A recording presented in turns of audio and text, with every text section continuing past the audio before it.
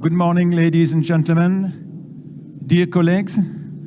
It's a pleasure for me to chair this session this morning. I'm very honored to have been invited by SSM for this very peculiar celebration meeting. I am Jacques Lochard, the Vice Chair of ICRP, and currently Professor at the Atomic Bomb Disease Institute in Nagasaki University.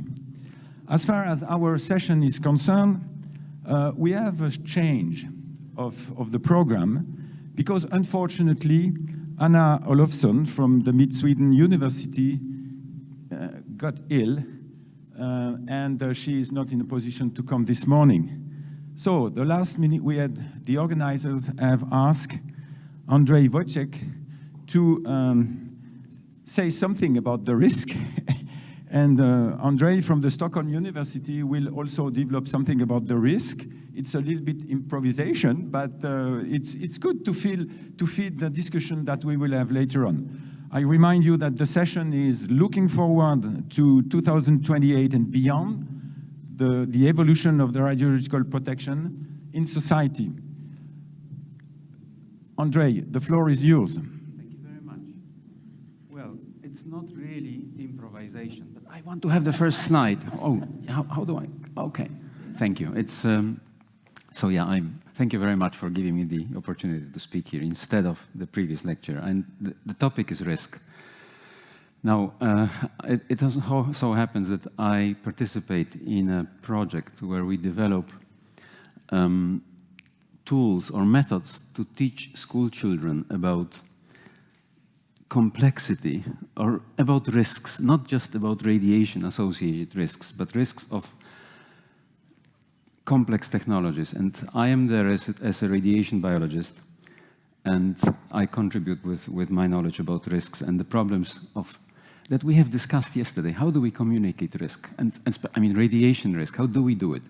This is my favorite picture. I took it. It's one of our students who is visiting the Forsmark nuclear power plant, and she's looking at a picture of the nuclear, of the reactor. And you stand there, you look at this, you visit the nuclear power plant, and you think, wow, do we really know what we are doing? This is so complicated. How do we know if something doesn't go wrong? And how do you tell people, well, yeah, it's safe, let's do it. Or shouldn't we do it? How do you do this? What about risk? It's all about risk. Now, and this is an interesting story, I think. In 1983, the Royal Society of Great Britain set up a group of physicists who were supposed to write a report about risk assessment. And they did a very good job. They had no problem at all. They published the report, and they said, we must distinguish between objective risk. It's the sort of thing that experts know about. We know what risk is. And perceived risk. And that is how a layperson perceives risk. A layperson who has a very vague idea, but we know. But the layperson, so it's how he or she perceives risk. Now, how did they define risk? It's the probability that a particular adverse event occurs during a stated period of time. As a probability in the sense of statistical theory, it's easy. Risk obeys all the formal laws of combined probabilities. Any questions so far? It's easy. And then they said, well, detriment. Yeah, we need to define detriment. It's also not very difficult. Detriment is a numerical measure of the expected harm or loss associated with an adverse event. It is generally the integrated product of risk and harm and is often expressed in terms such as money, euros, dollars, whatever, loss in expected years of life or loss of productivity. We need to define detriment because we often do numerical exercises such as cost-benefit analysis or risk-benefit analysis. This is how we do it. We probably are or have been doing such things, asked to do such things. It's the risk matrix, where you combine or you analyze, you assume that risk is the probability times consequence, and either you have a high likelihood with a small impact or a large impact, or a low likelihood, again with a low impact and large impact, And if the combination of the two gives a high value, then this is a high risk. Fine. But then if you look at, there are many definitions of risk, and if you look at if you talk to social sciences and who define risk in the dimension of culture, they will tell you, well, culture as a set of values and meanings impacts on how humans perceive risk. The values shape our perception of what constitute the biggest potential dangers and form the basis for our reasoning about the solution. In a more plain language, it boils down to this. Okay, people are not rational. And here I would like to thank Jacques Valentin. This is from his lecture. How can you argue against this?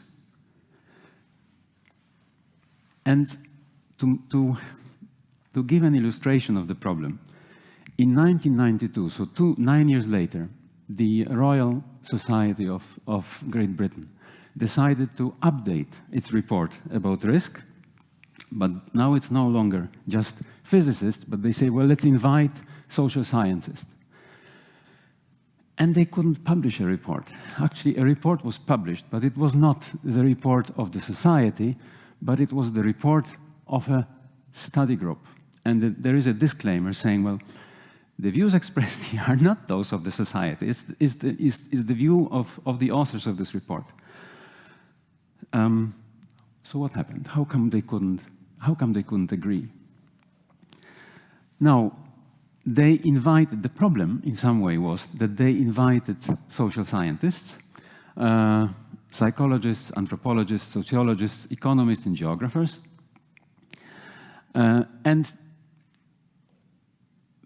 Except for the economists, the other scientists could not agree with the physicists on the meaning of risk. In other words, they were not able to define the word risk. And this is a situation that we are facing. If you try to define the word risk, you will, and there is a lot of literature about this, you will find out that it's not possible. We can't risk is such a vague concept.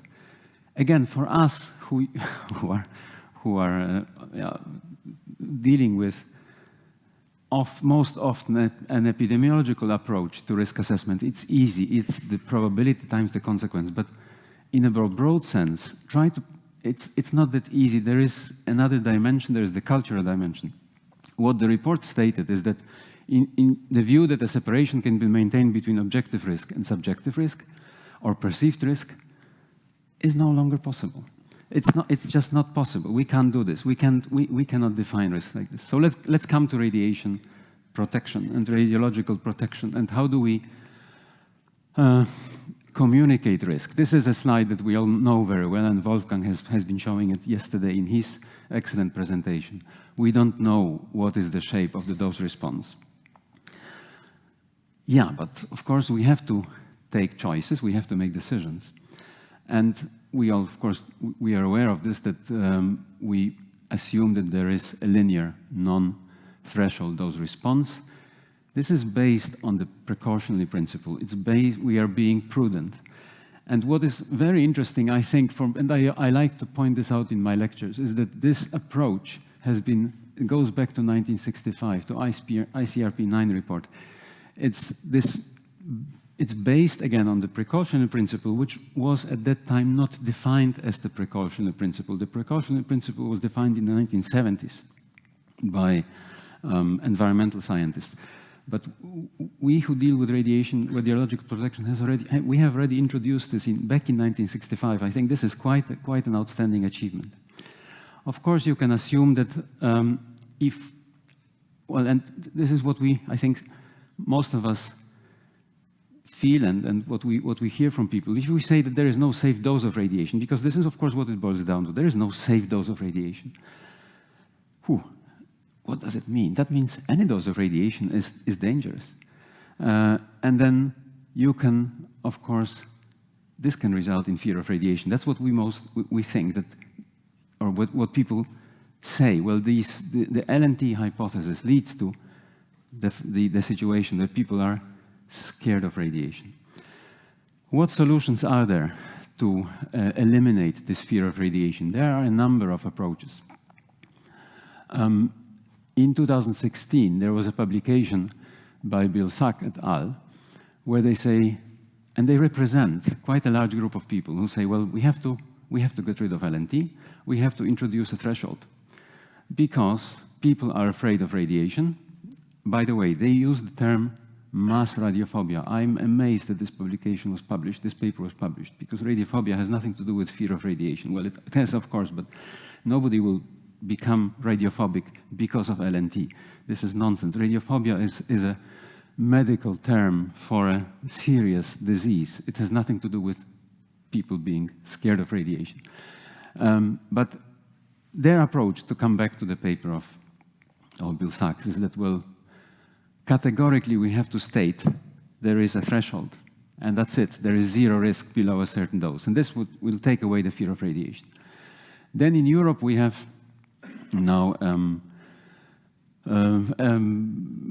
combined activity of radiation researchers who think that, well, we have to improve scientific knowledge on low dose risks, so on effects of low doses. Because if we do this, if we know more, and we have been discussing this yesterday as well, we have to do more research on low doses, because then we will know what the risks are. And there is another approach that, well, we have to educate experts in radiological protection, because these experts will then serve the society with their knowledge. They will know, and they will be able to provide answers. The problem with this approach, I mean, it's not the wrong approach. I'm not criticizing this approach, but we have to be aware of the fact that how do we know that we know? And how sure are we that we don't make mistakes? As a matter of fact, there are a number of examples which show that scientists do make mistakes, because we are facing such complex problems that how can we know? So how can we really stand there and say categorically, yes, the level of risk is such and such, and it's not different? An example of researchers being wrong or making mistakes is, of course, the famous example of a wrong prediction regarding behavior of cesium-137 following the Chernobyl accident. Its effect in Wales and Cumbria on the of how it will be taken up by livestock, and of course, the problem was that the prediction was based. Well, what the scientists said was there is no problem at all, because cesium will drain down the soil, and it will not be reintroduced into the ecosystem. So there is no danger at all. You can let your sheep out on the green meadows, and that was wrong. That was a mistake, and this shook the faith of a number of people. Well, if these experts don't know, well, how sure can we be what the risks are? And there are many theories of risk and its impact on society. Most notably, Ulrich Beck, a German sociologist, wrote his famous book, The Risk Society, where he says that a major problem of modern technologically advanced society is exposure of its members to global risks, which are produced by the society itself. The risk has many aspects, of course, including psychological and cultural elements, and the facet of a risk society is the changing role of experts, scientists, and laymen. And there is another book by Jacob Arnoldi where he describes this in more detail, and I like this very much, because what he says, well, the traditional way, how it used to be back maybe 20, 30 years ago, was that experts would make authoritative statements. This is how it is. The risk is such and such, and this is how you should behave. You should listen to me. Today, it's more like we appreciate that we just don't know. And we try to include laymen in decision-making. We tell them, well, the situation is such and such. These are the pros, these are the cons. Take a decision. I can't take the decision for you. And based on this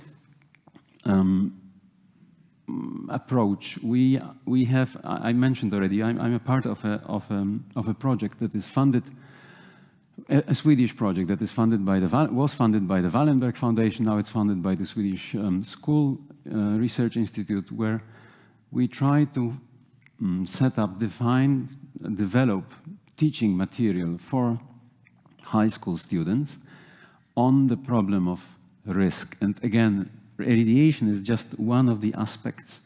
And this is a project that is coordinated by Karim Hanza, who's associated professor in didactics, and there are other didactics researchers, but also two schools, the Tumba Gymnasium and the Blackerberg Gymnasium, and we go there and we give lectures at these schools.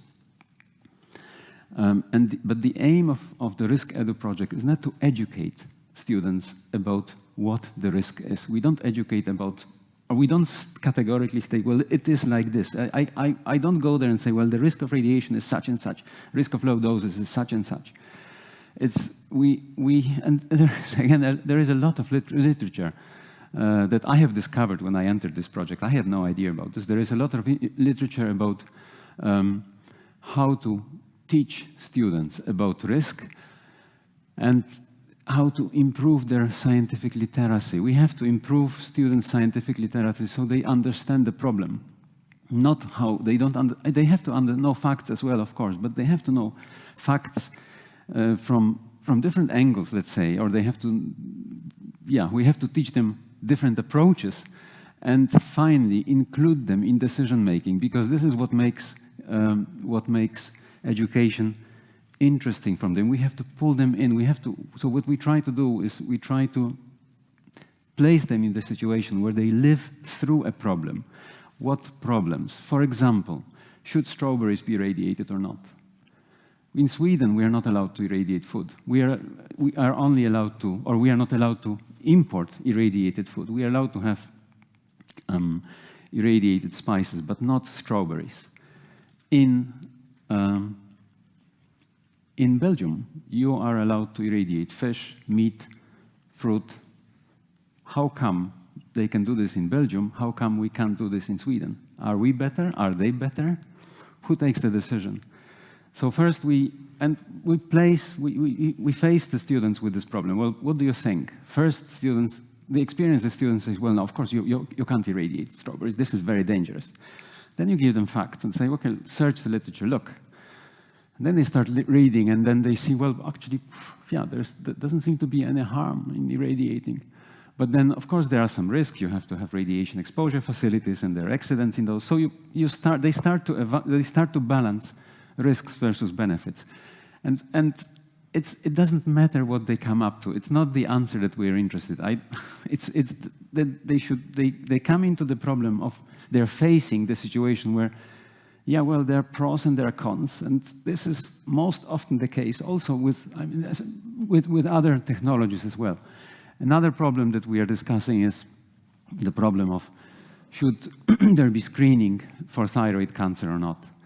And this is, of course, based on the situation after the Fukushima accident, where the Fukushima prefecture government decided to introduce a screening activity for children that were aged 18 minus during the accident or shortly after the accident.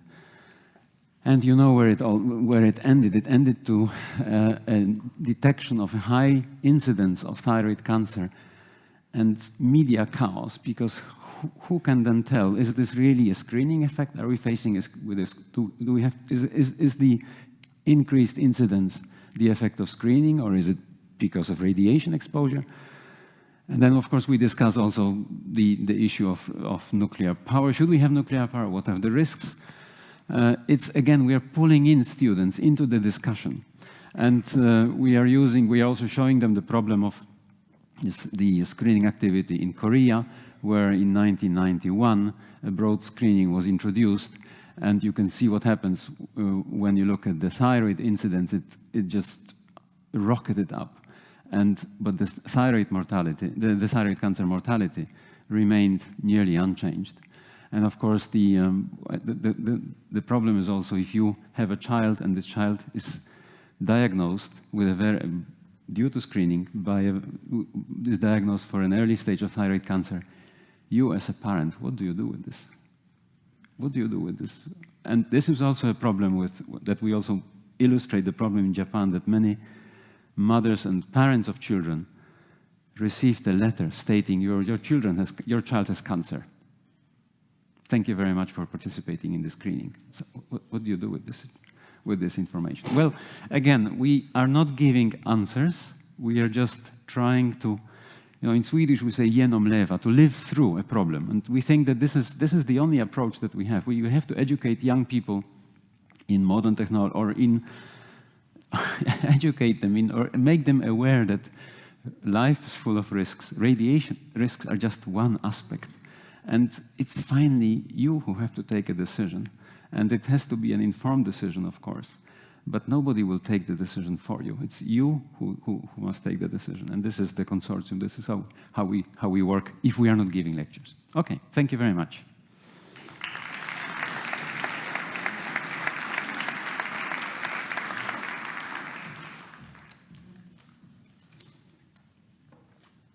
Thank you, Andre. It was not at all improvised. Thank you for this very good presentation. I think we are ahead of time, and we can already have some questions. Please. Okay. It doesn't work? Well, I can hear you. It's okay.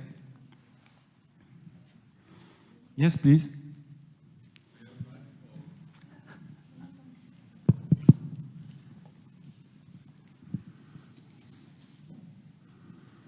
Thank you, Anje.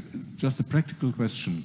How much time do you think is needed to educate the pupils that they can come to such a decision? And will you get the time from the schools to do this? Yeah, that's beyond what I can't answer this. I mean, we have to. I think we start. It's of course. Finally, we are trying to. We would like to. Come to the situation where our teaching material is introduced in the regular teaching material in the schools, but we can't decide this. This is not for us to decide. I can't answer this question. I mean, you have to start anyway. So we just start and we run. And there is another thing that is maybe behind your question, and that is, well, if you want to answer this question, how much time do you need? You have to evaluate the learning outcome. And when I entered the project, I thought, well, come on, we have to evaluate the learning outcome. And it turned out to be impossible. It's really impossible. First of all, the students receive questionnaires every month or so, and they don't want to participate in questions anymore. That's the first problem. The second problem, what do you actually test? And this was a big, this was very educational for me. It's very difficult to teach, and it's not to teach as well, but to measure learning outcomes. So the only thing we can do is, it's like, I mean, when you have kids, you teach them, and they still do the mistakes, and you teach them in the hope that when they grow up, they will know. That's where we are. Very good answer. Another question? Hans van Marken from Mol in Belgium. So I think what is really important is in case of a nuclear accident, then we take our scientifically based measures on dose rate, microsievert per hour, exposure, millisievert per year, food contamination, becquerel per kilogram, soil contamination, becquerels per square meter, and then we think that the people will react in the correct way, but they are faced with that problem, and we don't get the reaction we expect from the people. We see that there is a lot of contestation.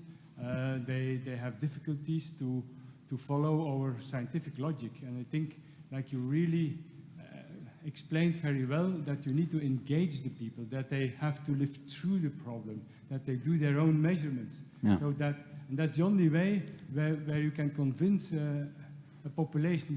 But as a scientist, we are not thinking in that way. We just think, well, at that dose rate, they need to be evacuated and so on. So it's more a comment, but I very much appreciated your lecture. No, I agree with you. And finally, things, people they must trust you. But how do you build up this trust? This is a topic for many more lectures. On that point, Andre, I think all the risk communication work, 20 years of papers in the literature, If you have no trust, risk communication doesn't operate at all. So this is, in case of an accident where you have mostly lost the trust of people, it's extremely difficult to just give explanations and information and think that people will behave according to what you are expecting.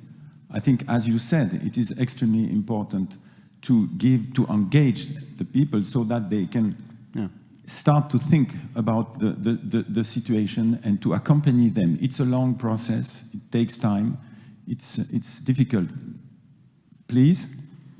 Yes, I'd just like to second. I think you said this, Andre, but I think it's important to realize that this discussion goes much, much further than what's inside this room.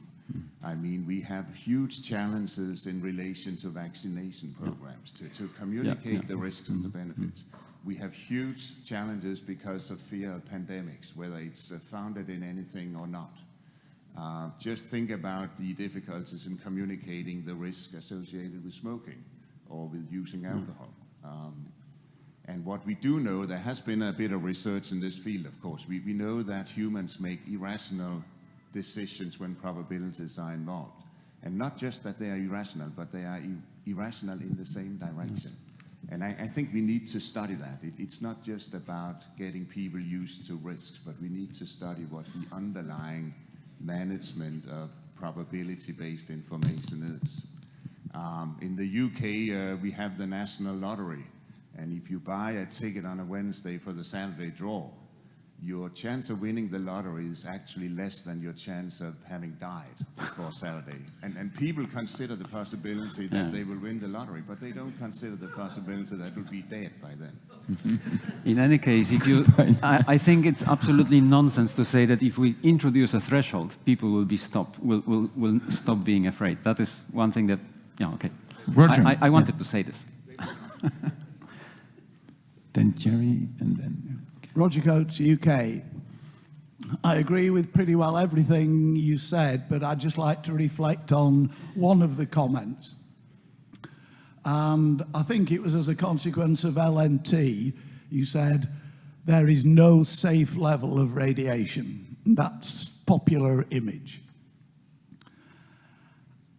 To what extent is there a confusion between the word safe and the concept of no risk? And my question to you is, was it safe for me to walk the 500 meters from my hotel to this conference this morning? Of course not.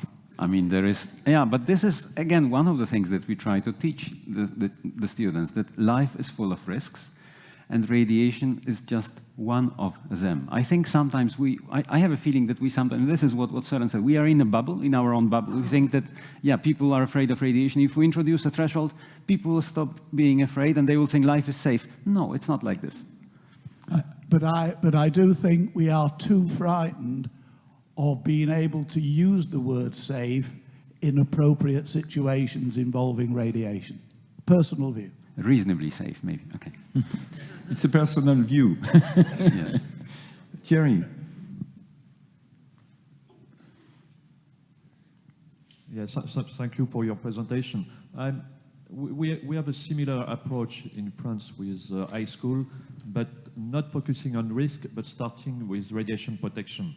And maybe it make, I don't know how you embark the student with the question of risk, but one key point, as you mentioned, the question is really to address risk in a specific situation and not to accept risk for the risk. You have to deal with the situation and you have to be embarked in decision-making process. So it's why we focus much more on what to do to protect the situation and how to embark the risk. My question with regard to your approach is how the teachers receive the proposal and which type of teachers or which disciplines are involved. Are you focused only on some specific teacher with physics or chemical or biology, or do you embark the different facets of the multidisciplinary approach? We have two teachers in the project. One is a biology teacher, the other one is a physics teacher. And they do the teaching. And they, of course, agree with, I mean, they are part of the project, so we discuss things. we don't yet have any experience with going out to the broad, let's say, teacher society, and so I can't really answer the question how this approach will be received by others, but we have been participating in some education meetings, conferences, where our approach is well received. So, because it's, again, I was not aware that there is so much activity within the education world on how to improve students' literacy, scientific literacy, so they can cope better with the situation of facing, of having risks. I mean, the situation of risks, yes. Before to give the floor to Ferid, I think this is an important point, your question, Thierry, because we tend to think, okay, we are dealing with risk, with the classical definition, and so this is something for the expert, physics, and so on.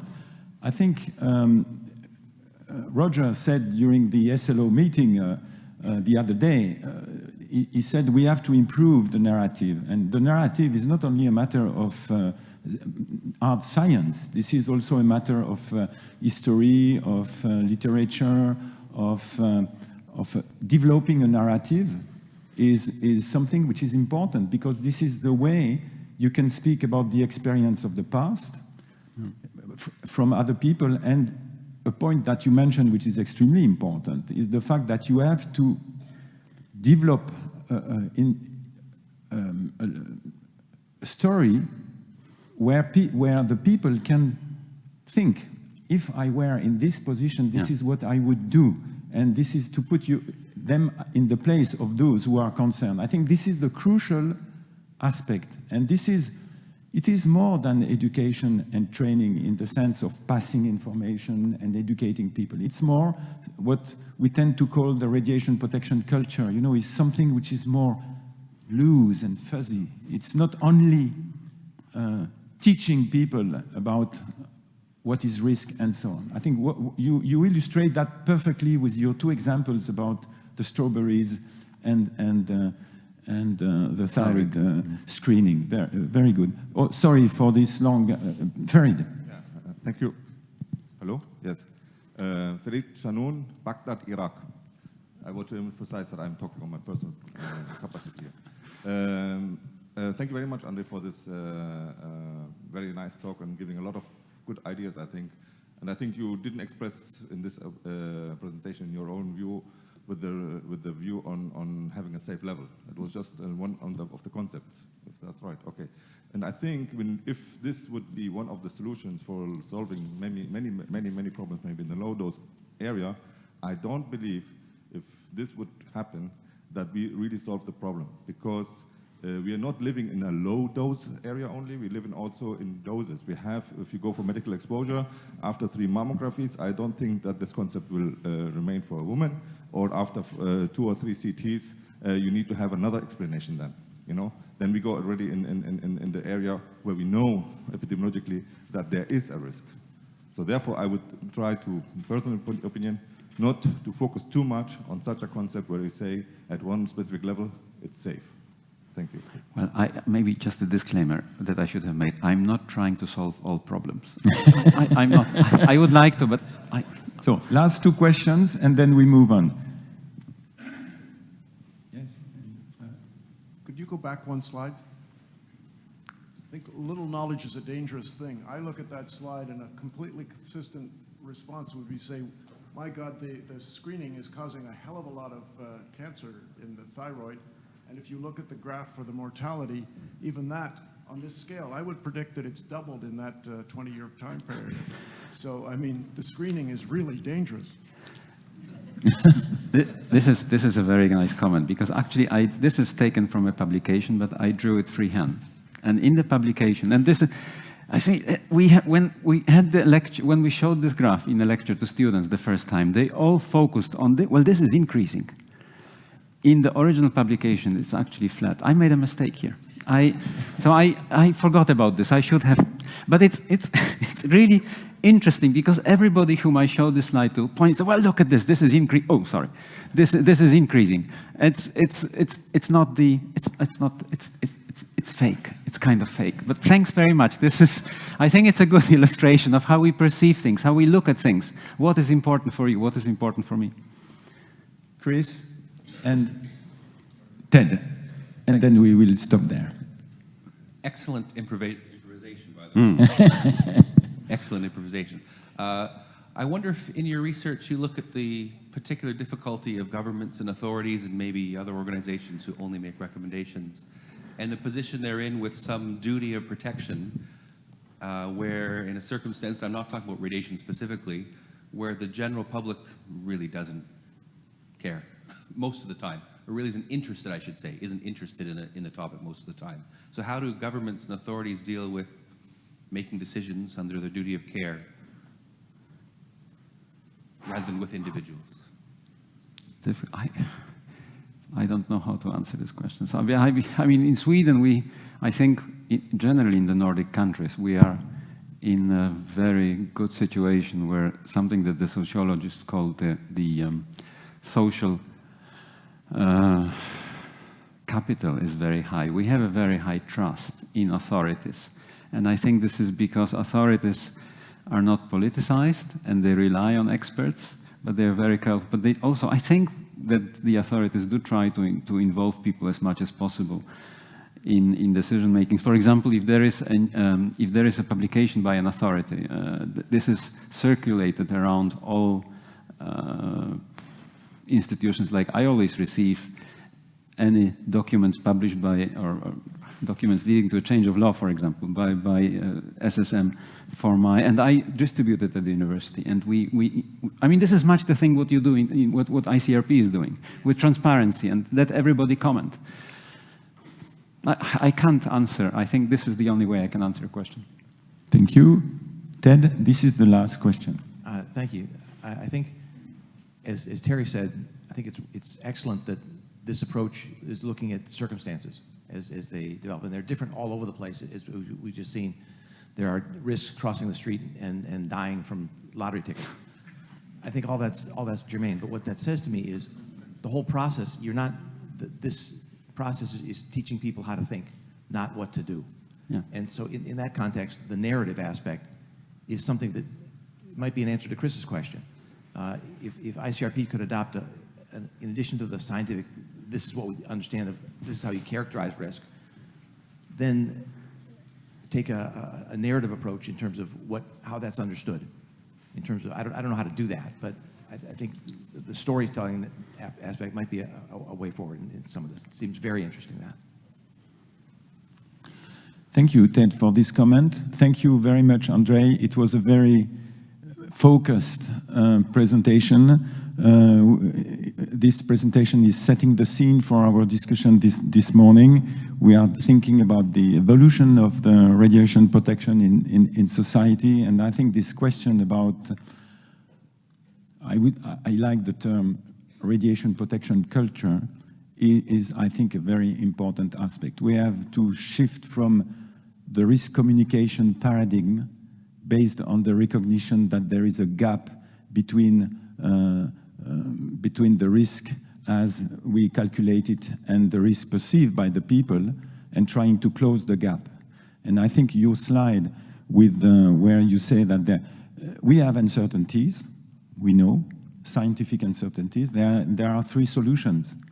One is to do as if we know and to say there is a threshold, pretending we know. There is another solution, which is to improve knowledge, but it could be an endless process.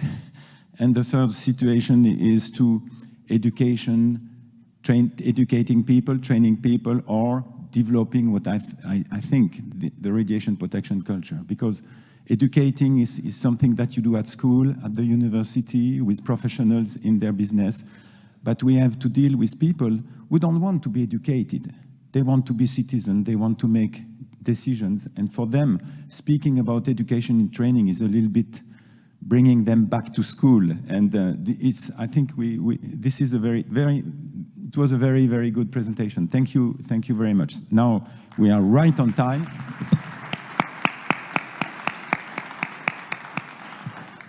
We are right on time, and I will call Per Strand, old friend, to speak about radon. Where is the radiation protection world today and what lies ahead? radon has always been a hot topic for radiological protection. I mean, always. Since the last maybe 2 decades. Per, the floor is yours.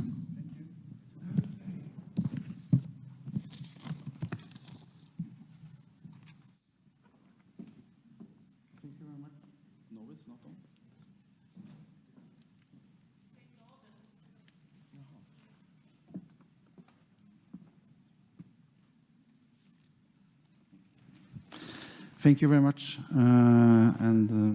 I understand, happy birthday.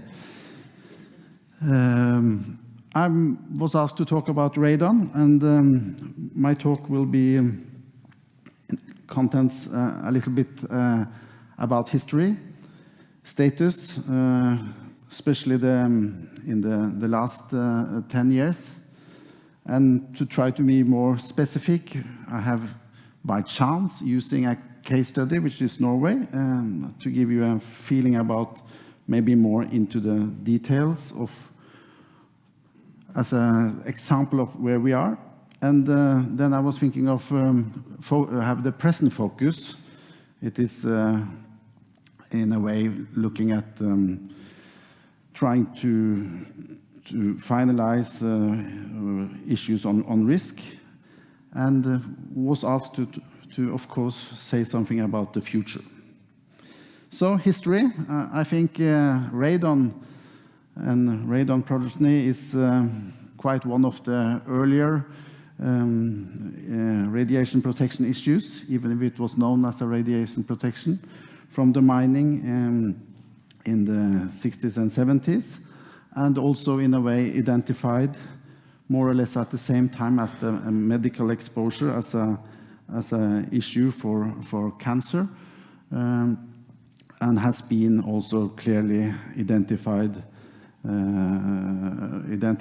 further on as a carcinogenic, and high concentration, which was detected in the mines, was finally seen as partly caused by radon. And in the 1950s as a cause of lung cancer, and then in 1988 as a human carcinogenic, defined by the International Agency of Research of Cancer. And this is maybe not necessary to say, but ICRP has a long-standing history on this, and the development of a lot of recommendation and knowledge, and of course the use of the lung models to address these issues and calculate risk, and of course management. This is, and maybe this is linking a little bit to the previous speaker.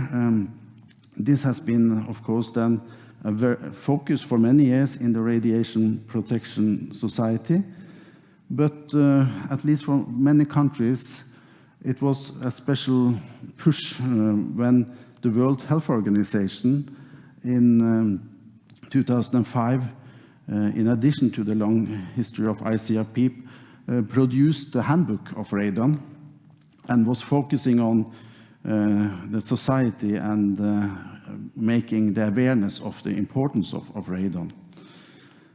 In the talk before, and I think we will come back to that, it's a little bit interesting to look at the radon, because some of the challenges with radon is not that people are too afraid of radon, it may be that they are too little afraid of radon. So giving some more understanding why that is happening maybe could also improve the understanding of why somebody are more afraid of things which maybe not have the same risk as radon. However, it has also been quite a strong development on the understanding of the risk, and a lot of epidemiological studies, so you get the direct information and direct knowledge through exposure to the risk from epidemiological studies, and also clearly some guidance on reference levels and levels. So one of the keywords which we will come back to is also the public health perspective, because that was an important push, at least for some countries. Maybe, I'm not sure about that, but maybe it was countries which did not have a strong nuclear sector. The Radiation Protection Authority had some difficulties to get through to the public to, in a way, describe the issue. That changed when the whole medical sector was involved in dealing with it, thanks partly to the World Health Organization's handbook. Briefly, the status, the agency safety standards, in addition to the other, and I think this is clearly how the unscare effects of radiation, recommendation of management and protection, and then the more UN recommendation on how to deal with this. So the safety standards on radon has been developed and are of importance, and also give even stronger on the Radiation Protection Society, and the following up by the basic safety standards for the European part.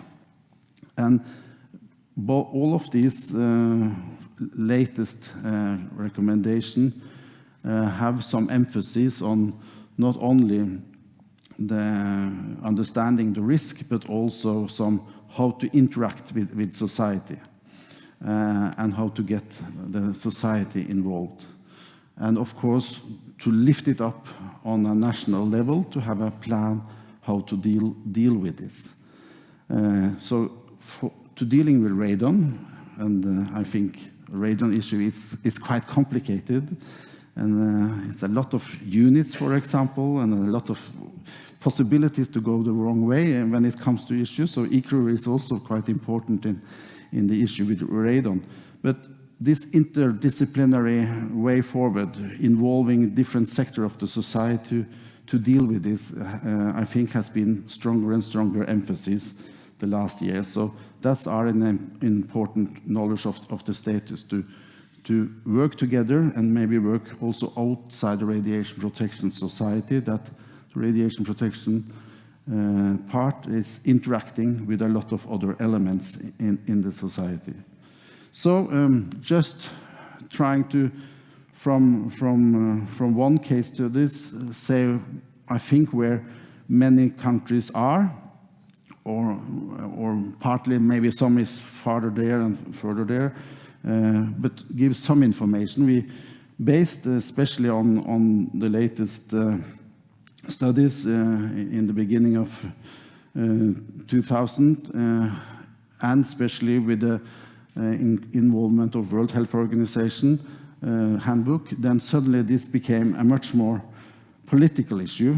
And remember, it was not the problem that people was too afraid, it was that they didn't really think about this as a risk, even if one tried to give information continuously. But the action plan and a radon strategy was developed, and it was very important with the help of course, the different UN organization and ICRP and UNSCARE. So the goal was to reduce radon levels and to reduce radon exposure in Norway as low as reasonable. One point is what was lesson learned was when you really went into the public health work, and also when you really wanted something to happen, part of it has to be not only advices, it has to be limits. So regulation became quite important, and to regulate part of this radon work. So that has been done in some countries, but maybe very not so long. Sub-strategies, and again focusing on the need to involve the whole society, which normally is not that strongly involved in the Radiation Protection Authority work, but radon in land planning, municipalities were involved, new builds. You shouldn't build a house with a radon problem.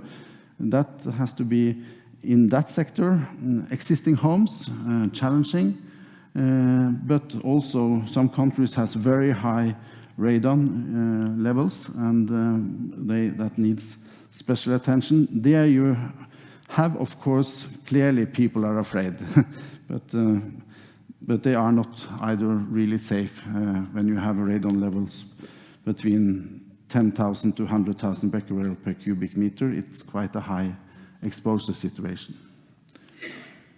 And also the strategy was that focusing on the buildings, they should be safe, whatever they are used for, and the issue of radon in workplaces. I will not go into all of this, but I just wanted to show that when the interaction became with sector outside the radiation protection sector, one managed to increase the public awareness. And for example, the medical doctors and that sort of issues was very important to have on board. Earlier, they didn't really understand the issues and thought it was not very important.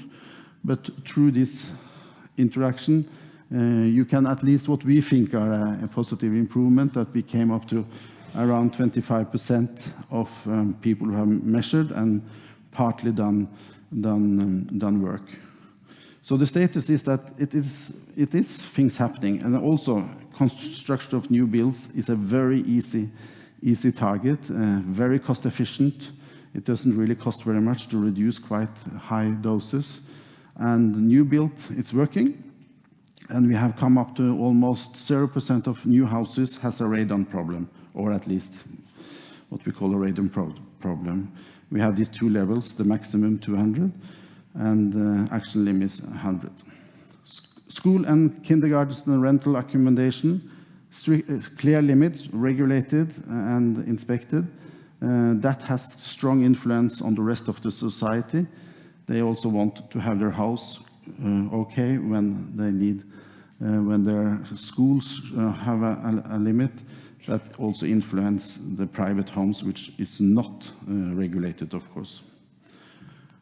Radon risk map, national strategy, and also in the basic safety standards. One is focusing, identify the areas. Unfortunately, Norway, more or less, except Svalbard, we have identified the whole country as a radon-prone areas. However, some is more prone than others. And this map is not really for the individual, but it's really for the municipalities to plan their work, because the municipalities has a strong responsibility to find out what the situation are in their municipalities. So this was sort of showing that things are happening, and it's happening in many countries, but it was easy to see that it was, as an example from Norway, which I think is quite similar with several other Nordic countries, but also Europe. So in a way, that is the status. And I think now, just wanted, because that has been a topic for a while, or a discussion, and I think this is issues which also ICRP and also UNSCARE is strongly involved in. So I was thinking the present focus, which is important also to look at for the future, is this issue, exposure. As I said, of course, it's quite good epidemiological knowledge, and through the work with the health part, it's easy maybe to establish a risk directly from exposure to without really going through modeling and dosimetry. So we have that. The other way of doing it is, of course, through dosimetry, and that's necessary to have to get the effective dose. And of course, it has been a lot of studies of the population, the workers, the miners, and it is quite complicated, and I'm not giving a lecture about how to do this, but it's interesting to see how both those ways more or less comes out with the same result. And of course, the dosimetry and the exposure way to doses is really dependent on the epidemiological studies. What is good with the dosimetry is also that you have quite a much better knowledge about the different mechanics, different what's happening in the lung, what is important, and how the target is, and you can also there easier, I think, look at parameters like unattached, attached, the air quality, and so on. However, the results should really be verified by epidemiological data, and it is that in one way or another. But for workers, it has been a focus on, it's important to have control of the parameters, as I said, air quality, inhalation rates, unattached, attached, and that can be nicely done with this lung model, which has been refined by ICRP. However, for public health, it is very reassuring to see that it is important to reassuring to see that it is quite good evidence of the effects, which is quite interesting to see here. It is a good documented effects, quite good described risk situation, but the problem was to get people engaged and do something with it in the beginning. Of course, then for workers and also maybe for public, it is important to look at this exposure with others and other exposure of radiation. And in that sense, the sievert and the effective dose is the way to do that. So at the present, focus has been a little bit on dose conversion factors, either from the dosimetry or back again from the epidemiological data. And it has been, I'm not going through this in detail, I try to simplify it. It's a lot of different way of units you can present this on, which is challenging sometimes and very easy to make mistakes. But what has been, in a way, some of the discussion, and I wanted to just show that, is when the issue is the 10 millisievert. What levels in the air would one expect will give 10 millisievert per year has been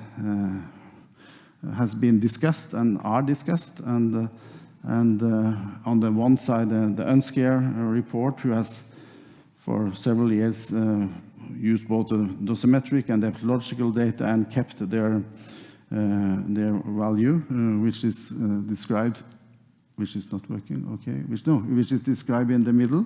And then it has been some changes on the levels in ICRP, and it's still some discussion about this. This is, of course, some of outside or by public, it can be seen like uncertainties or problems, but when you really look at it, it's incredible how all the different way of doing this is focusing on quite a good estimate of risk. However, risk is important to address, and I just wanted to mention now, which is also relevant for the future, is the work on UNSCARE, on the exposure, where the aim and the objectives are to clarify the approaches to assess doses and risk for lung cancer for exposure to radon. And this is the official radon. It says thoron, that's not so much focusing on. But it's then based on both the dosimetric and the epidemiological present data. And it was launched in 2017 and has some clear objectives, really to update the current status of evidence, But I think this is some topics which we also have to address in the future, how to deal with the smokers and non-smokers, or the difference of age and sex. This is for the lung cancer, from radiation, or the prognosis of radiation, no, of radon, I mean. And then it's also some on external exposure and torrent, but I don't think that's the main issues. The feedback was, again, from the last UNSCARE meeting, is really to focusing on the radon and lung cancer, but also, even if it was really emphasis and focusing also, or telling to age group and smoking should be addressed, and also the latest data. So these results will of course be important for the future, up-to-date information. However, radon is quite good documented, and it can be easily, I think, handled in the future. So, moving on to the future, I hope I understood the questions correctly. I think we have flagged some of it, but also mentioned that try to answer this, and starting with technology. And again, this has also to do something how you perceive the issue of radon. Measurements is quite important. Measurements and understanding the measurements, and that will maybe for the future be quite challenging, because the individual get quite more and more information about the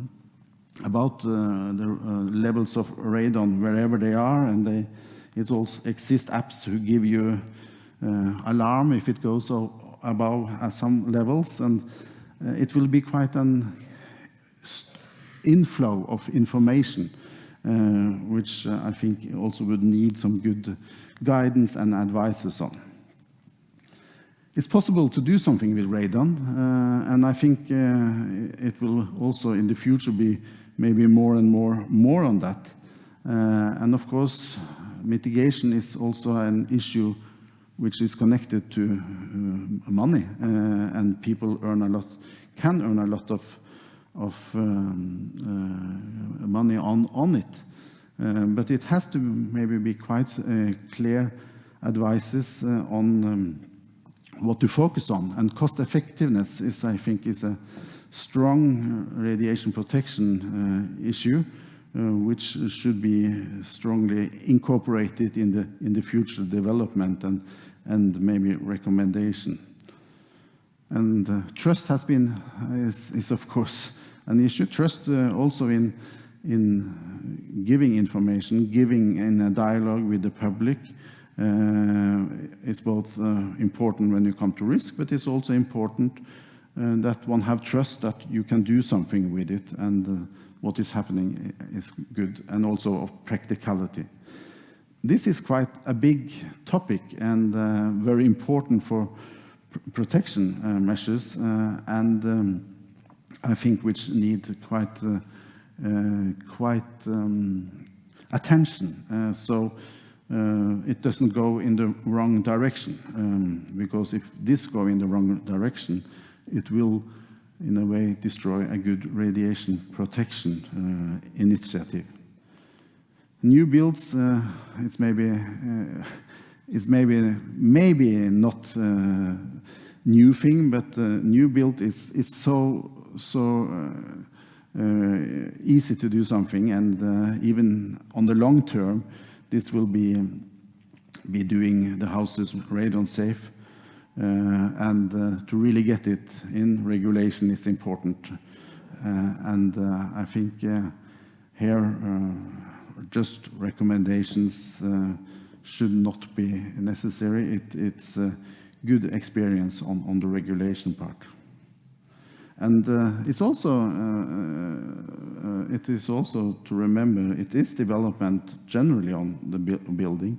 Some of them can be good, but it's also important to think that some of these non-isolated houses, some of this issue, should address also the radon problem, so you don't create a new radon problem.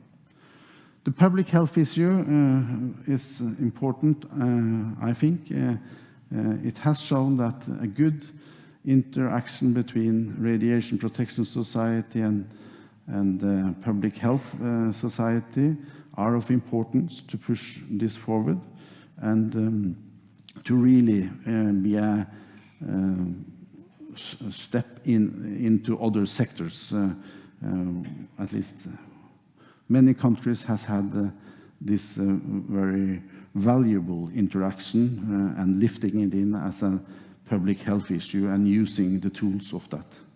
So radon, of course, is not only a radiation protection issues.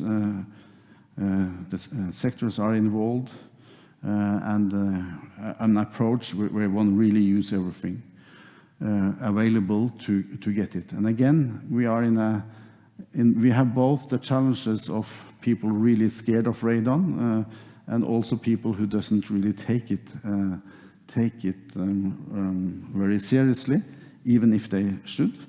I think if we are going to, the risk discussion should maybe also look at some of these topics where you have the problem to really get the message abroad that you should protect. The role of smoking needs some attention and some more attention.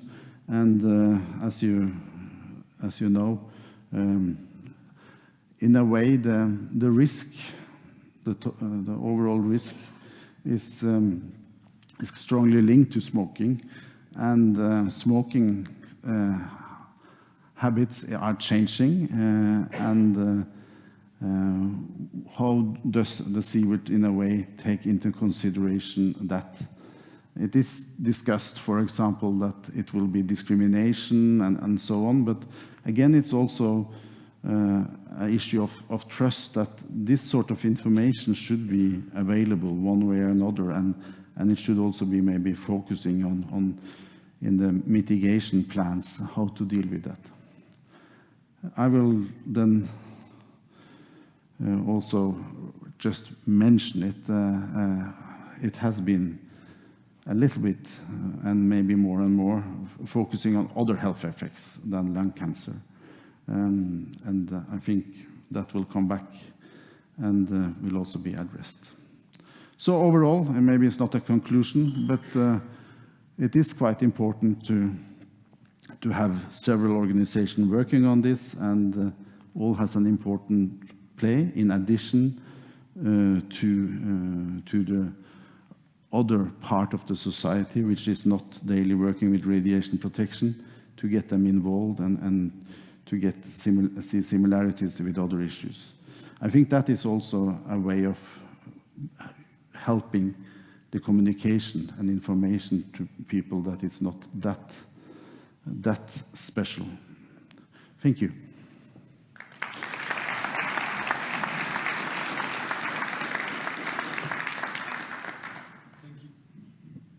Thank you, Per, for this very comprehensive review of the situation with radon. I think you started your presentation saying that it will be some echoes with the previous presentation. And listening to you, you mentioned this point about the future, about measurements. I think this question of measurements is crucial, because for people, for us, we take it for granted, but for lay people, radiation is invisible. And the only way to make it visible and to help them to maybe to adopt more adapted behavior is to make it visible. And I think developing devices for having a quick access and to radon measurements is very, very interesting. We've seen that the breakthrough in post-Fukushima with the development of individual dosimeters that were allowing people to know exactly when they are exposed and at which level has changed drastically the picture compared to the situation in Chernobyl. First question, please. I'm sure there are many questions. So there's an opportunity, I think.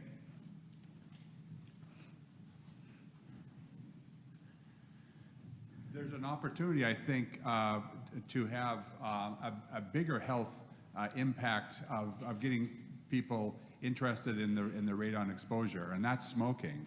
So using that issue to tell people, if you smoke, you're 30 times more likely to get lung cancer because of in addition to the radon problem. And so that may get people to quit smoking, actually, ironically, and it may have a bigger impact than the pure radiation effect. And maybe even more importantly, to get people who do smoke and are unwilling to quit smoking to at least smoke outside, so that their spouses and kids aren't affected by the same issue.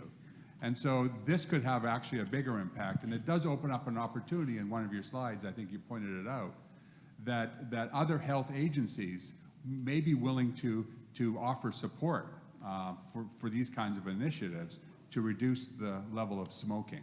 If you could reduce the level of smoking, you can have an incredibly big health impact. Thank you. You want to comment on that? Yeah, I mean, it's clearly a win-win situation, and I think also the public health sector are interested in it because of the smoking. But of course, then it also addresses the issue of radon, and that indirectly that people are looking at the radon. So maybe that's why they are so involved. But I think it's also general that they have to be told what issue it is. So it's a good win-win situation and a good way of interacting between radiation protection and general health issues. Thank you. Yes. Jim Hondros from Australia. Yesterday we heard a lot about the fear of radiation and how that tends to drive public perception and impacts broadly on the work we do. And I think we really need to be careful that we do not end up transferring that fear to natural radiation as well. And so as part of the discussion around changes to dose factors and improving areas, and even the words radon prone and radon problem, I think we need to be really careful how we communicate that. And when we talk about new factors and new areas, we should be thinking about the communication program as well. So just a comment rather than a question. You want to comment on that? Yeah, no, I mean, as I said, I think the issue of understanding the different perception of radiation would be important for both those, both when you are afraid that people are unnecessarily afraid and when they are unnecessarily not afraid. So I think the communication and the understanding of the perceived risk is a good to include both those parts. But I think also that as long as people get the information and knowledge in a good way, it's important to do that and not keep things behind. Yeah, another way to say that is to help people to understand what is important and not important. I mean, this is not the question of risk. We know there are risks, but it might be a small risk or medium risk, high risk. The question is to help people to have some basic knowledge about what is important, not important. Oh, this is trivial. This is, I have to do something, or I have really to act promptly. So, next question, please. This one in the back after. Hans van Marke, SCK, Belgium. So first, I would like to thank you for your very excellent presentation, Per. I would like to say two things. For radon, we are very lucky that it's easy to measure because we don't need to measure the decay products of radon. The dose is not coming from radon. Radon is just a vector bringing the atoms in the air. It's a decay products, but we are very lucky due to attached and unattached fractions that measuring radon is okay. You get a very good idea of the dose when you measure radon. So we need to use that, and I was very pleased to hear that we need to spread measurements. And I think by spreading measurements, people will be aware of it and will do something. The second thing is that what I don't like is that we use units, our previous units and our SI units together. When we deal with workers, we are speaking over working level months, and then we deal with the public, it's becquerel per cubic meter, hours, and you need to be really a specialist in order to make the conversion between them. And we are doing that in scientific organizations all the time. You have seen the slides of Per. Did you understand what sometimes it was working level months, sometimes it was becquerel per cubic meter hour, it was. So this is really almost impossible, and this is our fault. We are scientists and we need to communicate very clearly, and it's not by putting an annex explaining how to calculate with 10 to the minus 5 between the two that we explain the public, because it's so difficult to do that. I've made a PhD 30 years ago in radon. I think I can do that, but most experts here in the room, I think, will have problems to do that. So it's not correct from the scientific world to express still with these old units. We need to adopt one set of units and to go and to use them in a consistent way, so that it's possible even for the experts to understand what we are saying. So that's more a comment than Yeah, no, but I think it's really unnecessary complicated, and it's really difficult to communicate. So I think this is ICRU also, the organization is here. So I think it must be, even if I can say how it should be done, but it must be possible to make this more simple and give some guidance on it, because it's make a lot of misunderstanding. Okay, thank you. This is a good point. We have to take that on board, both at ICRU and ICRP level. I think you probably were a very good expert at the time of your PhD, but now it's quite difficult for you to do the calculation again. We are facing this type of situation all the time, you know. Well, there is a last question here, and in the back, yes. Anita Enflo, Sweden. I would like to put it more clearly. It's much more effective, cost-effective to stop smoking than to reduce the radon levels. It's often said, if you stop smoking, you reduce both the risk of lung cancer from smoking and from radon. It's often said that more people live from radon than die from it, and I think that's a matter of trust. Thank you. So, question here, and maybe the last question before we break for the coffee. Thank you also for that very interesting presentation. My name is Miles Goldstick. I work for the Swedish Environmental Movement's Nuclear Waste Secretariat, which is a cooperation between Friends of the Earth Sweden and the National Anti-Nuclear Group. The question I have is about the radon-prone areas, the different colors on the map, and if you would give a little information on the human activity that influences those prone areas. And I also would like to make a comment, especially regarding the comment from the Australian participant, that I'm not sure exactly what they were getting at, but I want to say that there are very big problems in Australia with radon from uranium mines. And for those who may not be aware of it, the Swedish Parliament just recently passed a law against uranium mining in Sweden. And I believe there is no uranium mining in Norway for health reasons, amongst others. Thank you. Thank you.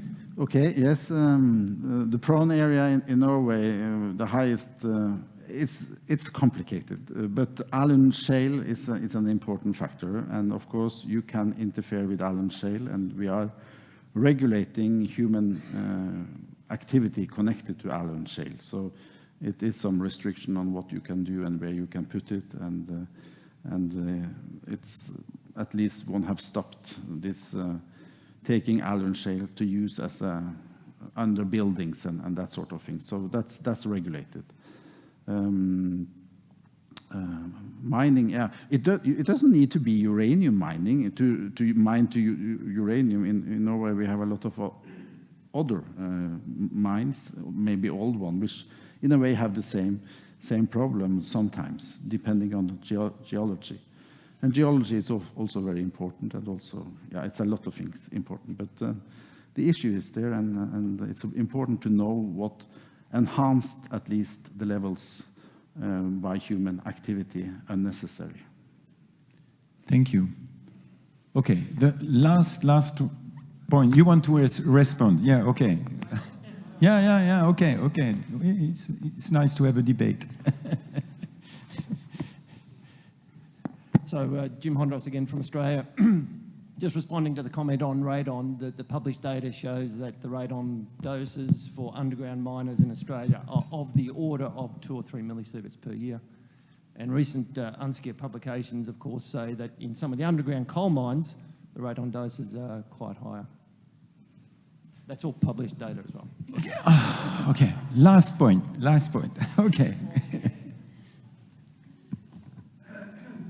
Well, this is a problem that we're faced with all the time, that the issue is presented as you have to choose between pest and cholera. And of course, that isn't the case. There is a very good option to coal and nuclear. That's energy efficiency, conservation, and renewables. So please, this is 2018, wake up. Okay. Thank you. So with this, let's go to coffee break. And we'll reconvene by 10:50, please.